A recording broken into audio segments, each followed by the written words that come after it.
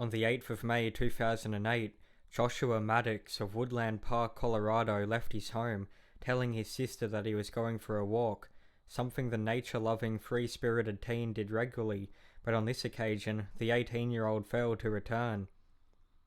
Although initially not too concerned about his absence, Joshua's father began taking his son's sudden disappearance more seriously and notified police on the 13th of May. None of his friends had seen him, and searches around the neighborhood and parkland area were unsuccessful. There were no signs of criminal activity, and while Joshua took the suicide of his older brother 2 years prior particularly hard, his family stated that he was doing well and seemed happy at the time of his disappearance. They hoped that he had just skipped town and was playing music in a band or writing successful novels under an alias and would one day return home. 7 years later, in August 2015, builder Chuck Murphy was in the process of demolishing his old wood cabin to make way for a property development. The cabin sat on a large patch of land and was surrounded by tall pine trees. It hadn't been used for over 10 years and had fallen into a state of disrepair. As the demolition team dismantled the chimney and reached the interior, they made a grim discovery. It was the body of a young man, cramped into a fetal position with his legs above his head. The body was bare, apart from a shirt with the rest of the clothes found neatly stacked inside the cabin. Chuck Murphy quickly alerted police of his discovery, and with the help of dental records, they were able to positively identify the corpse to be that of Joshua Maddux. He was found less than a mile away from his family home. The cabin was overlooked in the searches for Joshua. It had no sign of life, and on the odd occasion that Chuck Murphy did check in, he stated there wasn't anything unusual about the property. Due to the location of the cabin, police noted that if the deceased did cry for help, the people in the neighbouring homes wouldn't have been able to hear him regardless.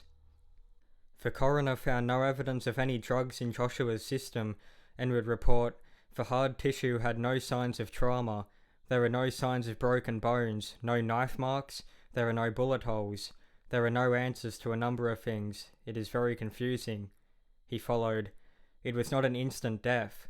How he died is only a matter of speculation, but we know he did not starve to death because that takes many weeks. So then you go down the chain and you have dehydration, which can take just a few days, and the other thing would be hypothermia, which could take a day or two. We have no evidence to say which one came first." On September 28, 2015, the coroner finally ruled that Joshua's death was accidental and suggested that the teen voluntarily climbed down the chimney in order to gain access to the cabin but became lodged in the brickwork. He concluded that the most likely cause of death was hypothermia, as the temperature had dropped to around -6 degrees Celsius at the time of the disappearance. Some, however, had issues with the coroner's conclusion, including the owner of the cabin. Chuck Murphy stated that it would have been impossible for anyone to enter the chimney from above, as it had been fitted with a thick wire mesh hung from steel hooks, used to prevent animals or debris from getting stuck in the chimney or entering the cabin itself. The coroner was unaware of the rebar, as it was removed during the demolition process. He conceded and reopened the case, but that wasn't all that Murphy had questioned. A large wooden breakfast bar had been torn from a wall in the kitchen and dragged over to block the chimney from inside the cabin. Joshua's body position was also unusual. He would have to have entered the chimney head first to achieve such position. The coroner even commented that he thought it would have taken 2 people to position him in such a way. Lastly, Joshua's clothes were found inside the cabin, neatly folded up next to the fireplace. The coroner's response to this baffling detail was, "This one really taxed our brains. We found his clothing just outside the firebox. He only had on a thermal t-shirt. We don't know why he took his clothes off, took his shoes and socks off, and why he went outside, climbed on the roof, and went down the chimney. It was not linear thinking." He concluded his revised report with, "We've come up with the most plausible explanation, and it will remain an accident. He did come down the chimney, that's our conclusion." Chuck Murphy simply responded, "There's no way that guy crawled inside that chimney with that steel webbing. He didn't come down that chimney. It's a real conundrum, a tragic, terrible story.